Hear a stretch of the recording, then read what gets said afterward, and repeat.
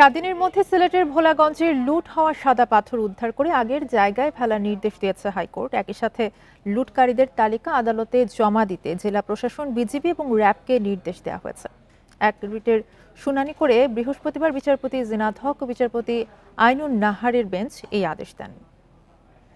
Bundle থাকলে প্রতি সেনমানিতে টাকা বাঁচবে। বিকাশ সেনমানি বান্ডেল কিনে জিতুন প্রতি লেনদেনে। পর্যটকদের আকর্ষণের অন্যতম স্থান ভোলাগঞ্জের সাদা পাথর রক্ষায় শেষ পর্যন্ত হাইকোর্টকে হস্তক্ষেপ করতে হলো। সরকারি কর্তৃপক্ষের ব্যর্থতায় আদালতের দ্বারস্থ হন পরিবেশবাদী সংগঠন ও আইনজীবীরা।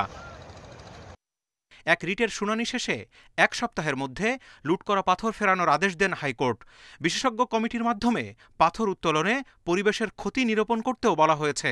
এছাড়া পাথর উত্তোলন বন্ধে প্রশাসনের নিষ্ক্রিয়তা কেন বেআইনি ঘোষণা হবে না তাও জানতে চেয়েছে হাইকোর্ট। আদেশ দিয়েছেন যে একটা বিশেষজ্ঞ কমিটি করা, যার মধ্যে বুয়েটের একজন প্রফেসর থাকবেন, যে এখানে কি পরিমাণ পরিবেশের ক্ষতি হয়েছে টাকায় নির্ধারণ করার জন্য, সেই টাকাগুলো যাতে আদায় করা যায় সেই নির্দেশনা দিয়েছেন এবং আদালতে প্রতিবেদন দাখিল করার জন্য নির্দেশ দিয়েছেন। আরেকটা নির্দেশনা দিয়েছেন, এই ঘটনার সঙ্গে যারা জড়িত তাদের বিভিন্ন ছবি বিভিন্ন জায়গায় এসেছে, তাদের নাম এবং তালিকা তৈরি করে আদালতে এফিডেভিট আকারে দাখিল করতে বলেছেন। বিশেষজ্ঞরা বলছেন, পাথর লুট করায় পরিবেশের যে ক্ষতি হয়েছে আবারও পাথর ফেলার মাধ্যমে তা কিছুটা পূরণ হবে, তবে প্রাকৃতিকভাবে তা পূরণ হতে অনেক সময় লাগবে। এজন্য দরকার কঠোর নজরদারি।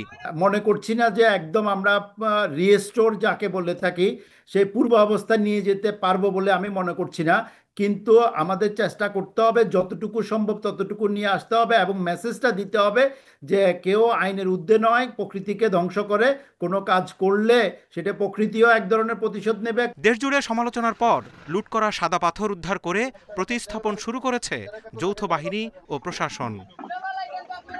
Zahidul Bashar, independent news, Dhaka.